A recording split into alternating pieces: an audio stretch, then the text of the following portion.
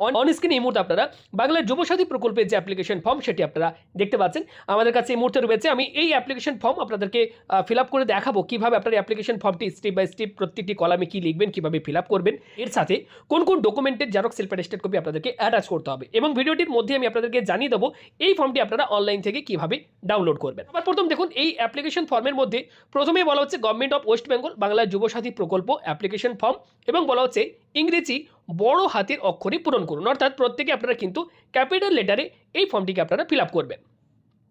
এবার দেখুন এখানে রাইট সাইডের এখানে আপনাদেরকে একটা কালার পাসপোর্ট সাইজের ফটো আপনাদেরকে কিন্তু এখানে আঠা দিয়ে সেটে দিতে হবে। এবার ফর্মের প্রথমেই দেখুন বলা হচ্ছে দুয়ারে সরকার রেজিস্ট্রেশন নাম্বার, এখানে আপনাদেরকে কিছু লেখার দরকার নেই। যে আধার নাম্বার, এখানে আবেদনকারীর আধার নাম্বারটি ফিল আপ করবেন। এরপর বলা হচ্ছে বেনিফিশিয়ারি নেম, আপনার মাধ্যমিকের মার্কশিট বা সার্টিফিকেটে দেখে নেবেন আপনার নামের যে স্পেলিং সেই স্পেলিং দেখে আপনার নামটি এখানে লিখবেন। এরপর বলা হচ্ছে মোবাইল নাম্বার, আপনার ব্যাঙ্ক অ্যাকাউন্টের সাথে যে মোবাইল নাম্বারটি রয়েছে ওকে সেই মোবাইল নাম্বারটি আপনারা এখানে এই কলামে লিখে দেবেন। এরপর বলা হচ্ছে ইমেল আইডি যদি থাকে, যদি আপনার কাছে ইমেল আইডি থাকে তাহলে দেবেন, নাহলে এই কলামটি ছেড়ে দেবেন। এরপর দেখুন বলা হচ্ছে জেন্ডার, লিঙ্গ, মেল ফিমেল আদার্স ওকে, পুরুষ এবং মহিলা ওই আপনারা আবেদন করতে পারবেন।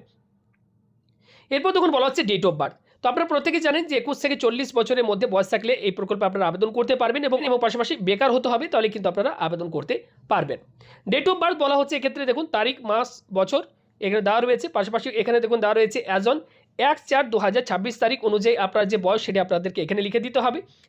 এরপর দেখুন বলা হচ্ছে ফাদার্স নেম, এখানে আপনার বাবার নাম লিখে দেবেন, মায়ের নাম, স্পাউস নেম, বিবাহিত মহিলা হলে স্বামীর নামটি এখানে ফিল আপ করবেন, এবং বলা হচ্ছে ক্যাটাগরি SC ST OBC যেটা হবে সেটা আপনারা টিক মার্ক দিয়ে দেবেন, এবং এখানে সার্টিফিকেট থাকলে সার্টিফিকেট নাম্বারটি মেনশন করে দেবেন। এরপর বলা হচ্ছে ম্যারিটাল স্ট্যাটাস, বিবাহিত অবিবাহিত ওকে, বিধবা ওকে, এক্ষেত্রে যেটা আপনার ক্ষেত্রে যেটা হবে সেটাতে আপনারা টিক মার্ক দিয়ে দেবেন। এরপর বলা হচ্ছে অ্যাড্রেস, এখানে আপনার ভিলেজের নাম, পোস্ট অফিস ওকে, এগুলো আপনারা পরপর ফিল আপ করবেন। যেহেতু এটা একটা শর্ট ভিডিও, আমি চেষ্টা করেছিলাম সম্পূর্ণ ভিডিওটি শর্ট ভিডিওর মাধ্যমে বানানোর, কিন্তু 3 মিনিটের মধ্যে সম্পূর্ণ ভিডিওটি বানানো সম্ভব হচ্ছে না। তো যারা সম্পূর্ণ পদ্ধতি দেখতে চান কীভাবে এই ফর্মটি ফিল আপ করবেন, কোথা থেকে ডাউনলোড করবেন, আমাদের বন্ধু টিউটোরিয়াল চ্যানেলে কমপ্লিট আমরা ভিডিও একটা পাবলিশ করে দিয়েছি, আপনারা আমাদের চ্যানেলে প্রবেশ করে সম্পূর্ণ ভিডিওটি দেখে নিন। ধন্যবাদ।